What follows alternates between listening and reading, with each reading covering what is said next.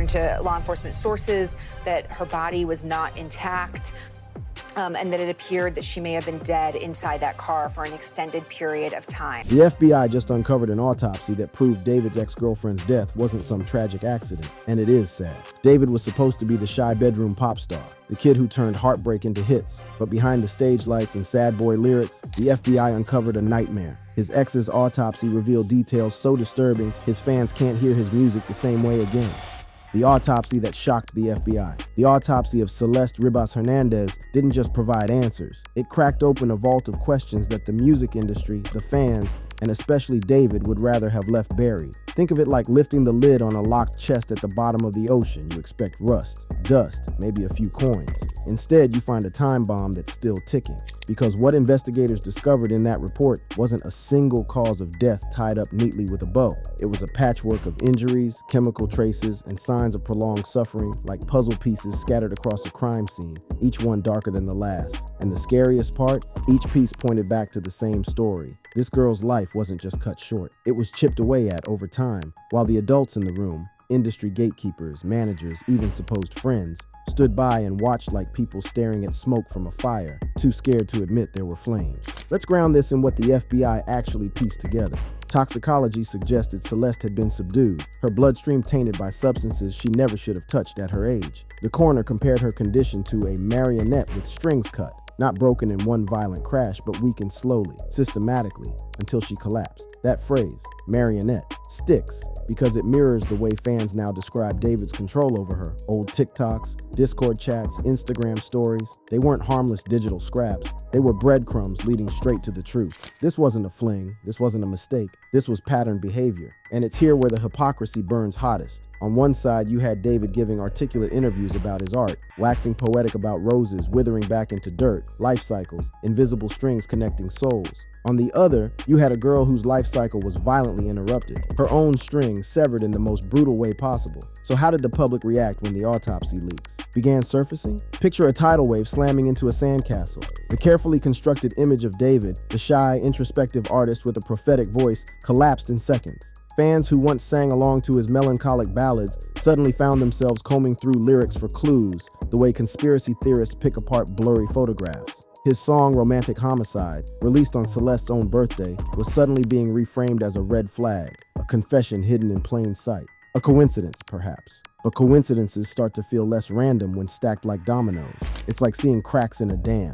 You notice one, then another, and suddenly you realize the whole wall is seconds away from bursting. And burst it did, the moment old live stream clips resurfaced. In one chilling broadcast, David laughs nervously, mutters about media training, then abruptly insists the footage be wiped. Hey guys! Mwah, mwah, mwah, mwah, mwah. Oh my, delete everything, delete everything. Everything goes. Think about that. At the time, it was shrugged off as paranoia, as a quirky overreaction. But now, with the autopsy in hand, it reads like someone frantically trying to erase a crime scene, like a magician fumbling to hide the trap door after the audience has already seen it. And then came the teacher's testimony. She ran away from home. She was gone for like a month. The cops found her in Hollywood, brought her back to our school, and then I found out yesterday that she's now dead in that rapper's car, cut into pieces. That statement landed like a hammer blow, not only because it confirmed how Celeste first met David, but because it exposed a cycle of intervention and failure. She was pulled back once, warned once, given a second chance, and still, somehow, she slipped away again. This time, forever. If the autopsy was the cold science of truth, this teacher's words were its human echo. It was a reminder that behind every forensic chart and lab result was a girl who used to sit in classrooms, pass notes to friends, dream about a future she would never see. The FBI's findings didn't just point fingers at David, they cast a shadow over everyone who let this continue. His friends, who reportedly believed Celeste was a 19-year-old USC student, despite obvious red flags. The venues that let her walk past age restrictions on fake IDs. The fan community, which joked in real time about the age gap, but never pushed hard enough for accountability. It's like watching a slow-motion train wreck where every bystander could have pulled the brake, but chose instead to keep filming for clout. And that's the darkest truth the autopsy unlocked, that Celeste's death wasn't just a crime of action, it was a crime of inaction, multiplied across dozens of people, until her fate was sealed. So while fans mourned, critics raged, and conspiracies spun, David carried on. He performed, he gave interviews, he smiled for cameras, a man walking a tightrope over a pit, praying the rope wouldn't snap. And as much as people wanted closure, they weren't going to get it. Not yet. Because every revelation only made the story messier, the timeline hazier, and the line between victim and villain harder to draw. The image of a bright young star, rising from obscurity into viral fame, is one the music industry loves to sell. But when the FBI pried open the autopsy of Celeste Ribas Hernandez, they found a reality so dark, so grotesque, that it shattered that narrative forever. This wasn't just another tragic cautionary tale. It was a roadmap of abuse, negligence, and cover-ups written across a young girl's body, etched into the very evidence investigators documented, one injury at a time. And here's what stunned everyone. Celeste's death wasn't simple. It wasn't clean. The autopsy showed she didn't just vanish and reappear lifeless. She had been pulled through a process, a cycle of harm that bore the fingerprints of control, multiple fractures that healed unevenly, traces of sedatives inconsistent with any prescription,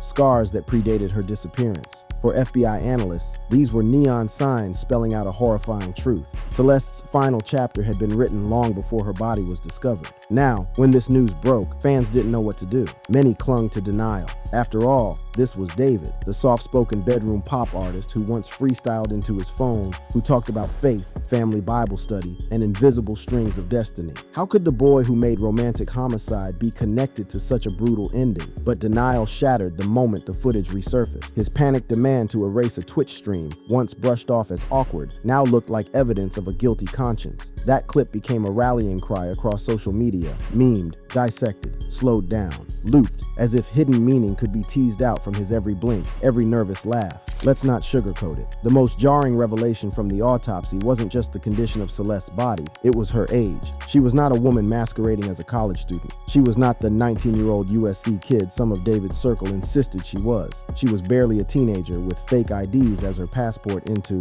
clubs, hotel parties, and a relationship that should never have been possible. And that truth ignited a moral firestorm, because suddenly, every lyric, every cryptic social media post, every edgy performance was being reinterpreted as something sinister. Fans pointed out that romantic homicide had been released on her birthday. Conspiracy threads claimed lyrics in leaked tracks referenced their relationship directly. Whether those connections were real or imagined didn't matter. What mattered was the perception, and perception was already damning. Meanwhile, David continued business as usual. He performed the day after the body was discovered. Listen to Claro, listen to Levy. He gave interviews about his art, speaking in metaphors about roses decaying into dust and alter egos named Itami, who embodied chaos and destruction. It was haunting, because while he talked about his art as prophecy, the world was realizing those stories had played out in real life. The autopsy became the interpreter of his lyrics. Where he spoke of invisible strings tying souls together, the FBI saw controlling ties that bound a young girl to him. Where he described cycles of life and death, they saw a literal cycle of abuse that ended in her withering away. His art was no longer abstract, it was a confession hiding in plain sight. The autopsy also raised questions about complicity within his circle. How could his friends believe Celeste was 19 without questioning inconsistencies? How did venues let her pass security with fake IDs? Why did fans in his own live stream chat joke about her being underage, yet no one with power intervened? It wasn't ignorance, it was willful blindness. People chose to see what was convenient. They accepted the lie that kept the music flowing, the tours selling, the image intact. Because to confront the truth would have meant stopping the machine. And stopping the machine would have cost money, fame, clout. That's the ugliest layer of this whole story. The industry didn't just miss red flags, it bulldozed right through them. And yet, despite everything, the FBI held off. Even with an autopsy suggesting prolonged trauma, even with a timeline of disappearances and live streams tying them together, they didn't slap cuffs on David. Authorities argued they needed more. Cause and manner of death weren't crystal clear. Toxicology raised suspicions, not certainties. And the threshold for arrest is higher than the outrage of fans or the conclusions of journalists. That hesitation kept him free, but it also kept the story alive. Fans demanded accountability. Critics dug deeper. Conspiracy theorists filled gaps with speculation. And through it all, the FBI stayed silent, quietly collecting digital traces, mapping timelines, and watching every move he made. The digital trail that exposed the truth. In today's world, secrets don't stay buried in diaries or private conversations. They bleed out through Discord servers. They echo in the background of Twitch streams. They linger in TikToks that seem harmless at the time, but in hindsight, become damning artifacts of truth. And when FBI cyber units began piecing together Celeste's digital footprint, they weren't just uncovering messages, they were uncovering a parallel timeline of her life, one that ran in lockstep with David's rise to fame. Agents combed through Discord logs, old Instagram DMs, and TikTok comments. Patterns emerged, mentions of Celeste by name, jokes about age that were ignored in real time, references to meetups in Hollywood, consistent with the teacher's testimony. In one chat thread, fans even speculated openly about her being the muse behind certain songs. It wasn't hidden, it was in plain sight. But perhaps the most damning digital evidence came from the way Celeste was able to infiltrate adult spaces. According to law enforcement sources reported by TMZ, she had multiple fake IDs that allowed her entry into clubs, parties, and private events. David's friends weren't just tricked, they convinced themselves she was 19, a USC college kid, despite glaring contradictions. Think about that. A 14-year-old child was navigating rooms full of adults, slipping past security and bouncers, her identity as flimsy as the plastic in her wallet. And the people around her, people who should have known better, not only accepted it, they embraced it. They wove her into their social fabric, normalized her presence, and in doing so, erased her vulnerability. The FBI's digital reconstruction showed that this wasn't just negligence. It was a coordinated self-delusion. Everyone had reasons to believe the lie because the truth was too inconvenient. Meanwhile, David himself was building his artistic mythology online. In interviews, he spoke about alter egos like Itami, the chaos-inducing villain of his self-created manga world. He described himself as both detective and criminal, writing stories about solving murders he secretly committed. At the time, it sounded like edgy, anime-inspired branding, but with Celeste's body tied to his car, those words took on a bone-chilling double meaning. It wasn't just art imitating life, it felt like life imitating art imitating crime, and fans noticed. Conspiracy threads exploded across Reddit, Twitter, and TikTok, dissecting every lyric, every interview snippet, every candid clip. One of the most circulated theories revolved around the release date of Romantic Homicide. Fans pointed out it dropped on Celeste's birthday. Coincidence? Maybe. But to those already convinced of foul play, it became proof that his music was a breadcrumb trail, his songs functioning as confessions hiding in plain sight. And then came the leaked track, alleged to feature Celeste's voice, with disturbingly suggestive lyrics laced throughout. The FBI didn't comment publicly on whether the track was authentic or manipulated, but the internet didn't care. To fans, the very idea of her voice preserved in his music blurred the line between art and evidence. But the FBI wasn't just interested in symbolism or conspiracies. They wanted hard evidence, and they found it in metadata. Every post, every DM, every video carries timestamps, GPS data, and digital fingerprints. When they overlaid Celeste's last known movements with David's tour schedule, there were overlaps that couldn't be brushed away as coincidence. Chats placed her in cities where he performed. Posts lined up with tour dates. Private messages referenced hotels that matched his itinerary. It was a chilling realization. While fans thought he was just touring, smiling on stage, living his dream, there was a second hidden life running in tandem, one that ended with her disappearance. The online trail also exposed how deeply the fan base itself was entangled in the cover-up, whether knowingly or not. Dedicated followers had been joking about her age gap for months. They clipped Twitch streams, cracked Epstein jokes, and shared Discord screenshots like trading cards. And yet, despite all the chatter, no alarm was loud enough to reach those with authority. She disappeared again in May, and then I found out yesterday that she's now dead in that rapper's car, cut into pieces. It was the perfect storm of parasocial blindness. Fans so enamored with the artist that they treated red flags as punchlines instead of warning signs. By the time the FBI put the pieces together, those jokes had become evidence. And still, the most haunting revelation from this digital dive wasn't about the fans or even the songs. It was about Celeste herself. Old TikTok showed a girl, caught between childhood and adulthood, performing maturity she didn't yet have, smiling into a camera that was really a trap door. Her posts carried a mix of bravado and fragility, the kind of duality only a teenager could embody. To investigators, these weren't just casual uploads. They were a timeline of grooming, of manipulation, of a child pulled into a world she wasn't ready for. So where did this leave David? At the center of a storm, his own online presence turned against him. The very platforms that built his fame, TikTok, Twitch, Instagram, were now the platforms fueling the case against him. Every lyric, every live stream, every DM was evidence. And yet, even as the walls closed in digitally, he projected calm publicly. He gave interviews about his creative process, about recording on his phone, about manifesting heartbreak through art. He talked about staying true to himself, about being guided by faith. But in the eyes of investigators, those interviews only deepened the contrast. A man preaching vulnerability in public while his private life told a different story entirely. Behind the scenes, his team was working overtime. They planted stories about how gentle he was. They painted him as too shy, too soft-spoken to be capable of violence. They just can't believe it. It's extremely shocking for them, one outlet quoted insiders saying. But isn't that exactly what predators rely on? The mask of innocence, the persona of harmlessness. That's how they operate undetected, until evidence like an autopsy shatters the facade. The FBI's digital dive transformed this case from a shocking tragedy into a sprawling web of complicity. The autopsy showed what happened to Celeste's body. The online trail showed how she ended up there. And together, they painted a portrait too disturbing to ignore. But the scariest part? Even with the autopsy, even with the metadata, even with the clips and the testimonies, authorities still hesitated to move on him. And that hesitation opened the door to the most explosive stage of all, the fallout.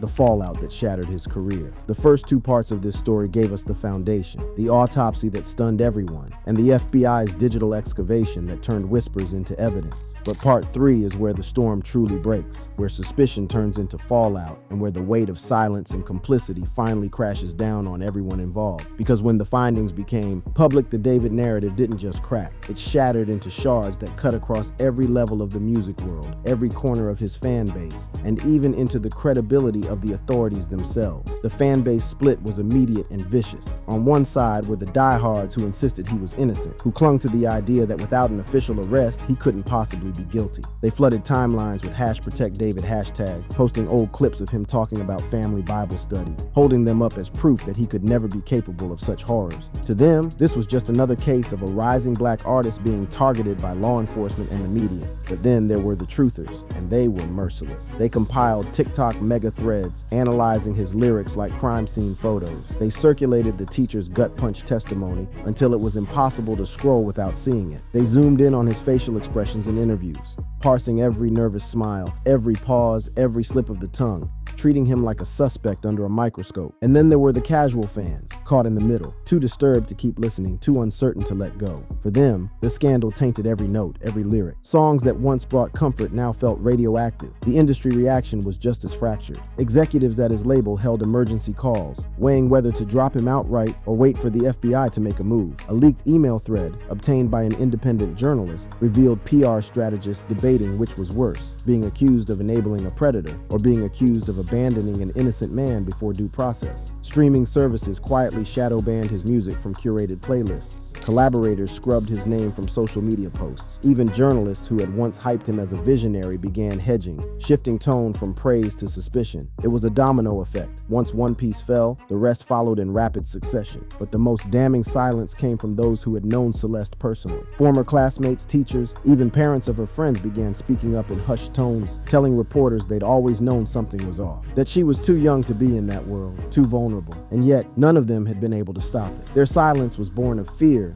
shame, and disbelief, and now it was weaponized against them as proof of a wider conspiracy of neglect. And then there was David himself. His response, or rather, his lack of response, was baffling. No heartfelt statement, no acknowledgement of Celeste's name, no apology, no denial, not even a flimsy thoughts and prayers tweet, just silence. Some saw it as arrogance, the smug defiance of a guilty man daring the world to prove him wrong. Others saw it as fear, a boy barely out of his teens, suddenly trapped in a scandal too big for him to control. But the strangest interpretation came from fans who revisited his interviews. In one, he described his alter ego, Itami, the villain in his self-written manga, as a character who destroys everything he touches. In another, he described his music as a diary that writes itself into the future. To believers, these weren't metaphors. They were confessions dressed as art. It was as if his silence now wasn't silence at all, but the final unspoken chapter of a story he'd already been telling for years. Meanwhile, the FBI's hesitation became its own scandal. Critics demanded to know why, with so much evidence, an autopsy, a timeline, digital overlap, witness testimony. They hadn't arrested him. Was he being protected by the industry? Was law enforcement dragging its feet to avoid rocking the boat of a multi-million-dollar career? Officials insisted the case was ongoing. But whispers began spreading that Celeste wasn't the only girl investigators were looking at, that her death had opened the floodgates to a larger probe into how underage fans were being targeted, groomed, and smuggled into adult spaces with fake IDs. And that possibility of a network, not just a single case, turned the scandal into something much bigger. It wasn't just about David anymore. It was about an ecosystem that thrived on blurred lines, silence, and plausible deniability. The fallout snowballed. Celebrities who had once praised him quietly unfollowed him on Instagram. Music festivals erased his name from lineups. Merchandise sales plummeted, with videos of fans burning his t-shirts going viral on TikTok. But perhaps the cruelest cut of all came from his own audience. At concerts, chants of "Where's Celeste?" echoed through the crowd, drowning out his lyrics. A moment that should have been his coronation as a generational voice had transformed into a public trial played out in real time, with no jury but millions of furious fans. The scandal around David was no longer just about one tragic girl or one sensational autopsy report. By the time the FBI's findings began making their way into headlines, it had spiraled into a cultural reckoning, and the fallout, the ripple effects across music, media, and fandom, became almost as important as the evidence itself. Because here's the brutal truth. People didn't just want justice. They wanted accountability. They wanted someone to blame. And in their anger, the scope of outrage widened from David himself to his label, his friends, his collaborators, and even his fans. Take the industry insiders. For years, David had been marketed as the bedroom pop prodigy, the kid who built an empire on a cracked iPhone, a gamer headset, and a knack for melancholy melodies. He was the dream product, cheap to produce, easy to sell, perfect for TikTok virality. And yet, while executives raked in profits, they ignored the whispers. They overlooked the fake IDs, the live stream jokes, the frantic attempts to delete evidence. They shrugged at the blurred lines because the money was good and the story was clean. In the wake of the scandal, those same executives scrambled to erase their fingerprints. Contracts expired. Social media accounts went dark. Press kits disappeared. But the fans weren't buying it. They demanded answers. They flooded label comment sections asking, "Where was your due diligence? Why did you let this happen?" The narrative shifted from one rogue artist to a systemic failure. And for once, the corporations couldn't hide behind PR spin. Meanwhile, the cultural conversation took on a life of its own. Activists pointed to Celeste's case as proof of a larger epidemic of exploitation in the music industry. They compared her to other young victims whose stories had been buried under glitzy headlines and chart-topping singles. Hashtags like #ProtectOurGirls and #IndustrySecrets trended for weeks. Documentarians announced projects to investigate not just David, but the broader culture that allowed him to thrive unchecked. YouTubers uploaded hour-long exposés, dissecting every frame of every interview, treating it like the Zapruder film of internet sleuthing. And journalists who once celebrated his artistry pivoted to investigating his associates, peeling back layers of silence and complicity. The story was no longer niche. It had become mainstream scandal. And through it all, the emotional toll on fans was devastating. Imagine being 15 years old, idolizing an artist who seemed to speak directly to your pain, only to learn that behind the lyrics was a darker reality.